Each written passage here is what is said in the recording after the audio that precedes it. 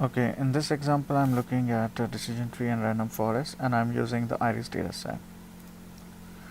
To understand the decision tree, we have to look at the x and the y. Here in this example on the screen, you have two columns of data, 0, 0, 1, 1 and 2, 2. And for 0, 0, y is 0, for 1, 1, y is 1, and for 2, 2, y is 2. We decide that we are going to use the tree, and in tree we are going to use the decision tree classification, and then we are going to do the CL fit.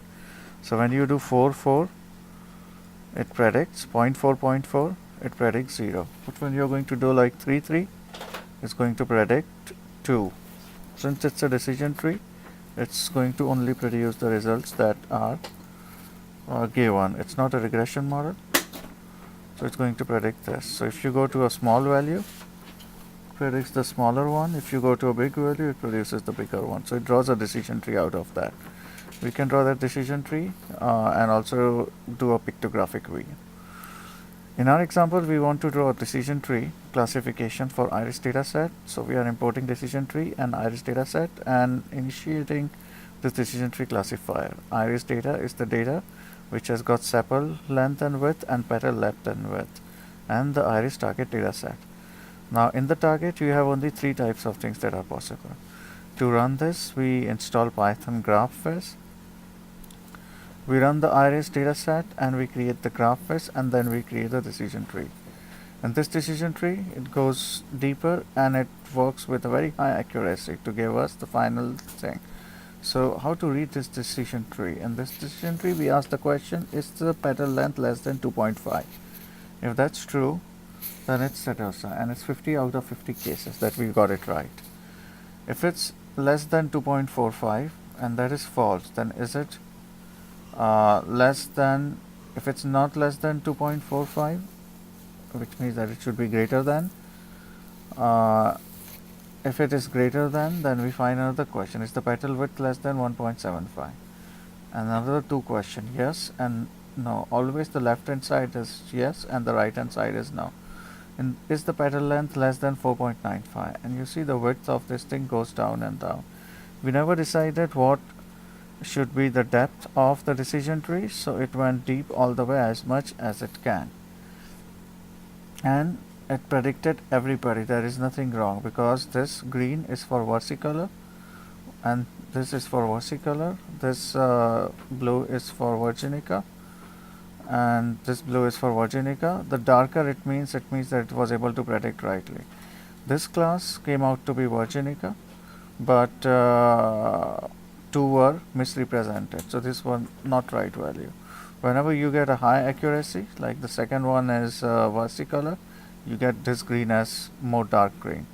So this charting makes our class as easy. This class is virginica, which is the right one. So you have versicolor and virginica. Now you can predict a new data point based on the input, and based on that it's going to give you a prediction of which thing it is. In the next part here, we are using a decision tree regressor to do k-means, and we want to label that. In the last part here, we are doing a standard example that is always shown, which comes from the digits which are handwritten. So there are handwritten digits which we want to measure, and we want to label them as 1, 2, 3, 4, 5, 6. And in this example, we are going to do it using different based, and here we are using k-mean clustering on the digit data set. The digit data set has data that is stored in form of pixels, and the pixel goes in terms of shaded darkness. So it's an 8 by 8 pixel, and inside the 8 by 8 pixel you have got darkness.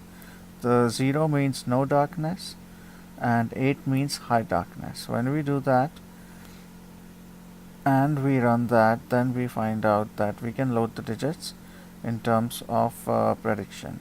When we are running k-mean clusters, we start with a cluster of 8 and a cluster of 3 and an initialization with 1. So we have 8 cluster, 3 cluster and 3 cluster bad initialization. This is the way in which we are trying to find out the sepal length and the petal length.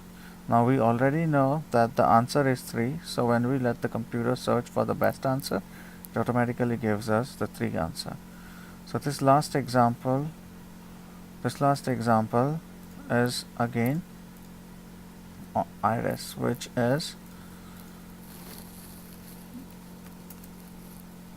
is coming from clustering and not classification. In this case here, if we go up, this is again coming from k-mean clustering. So we are trying to find out how many digits are there, and we know that it should be 0, 1, 2, 3, 4, 5, 6, 7, 8, 9. So those would be our target digit. If we have already marked our target digits, then we can use k nearest neighbor or any other component. This example is taking the digits one, and you can go ahead and read more. My goal here is to not go deeper into that, but just show you some code so that you understand how things work and how does the code looks like. Thank you for listening.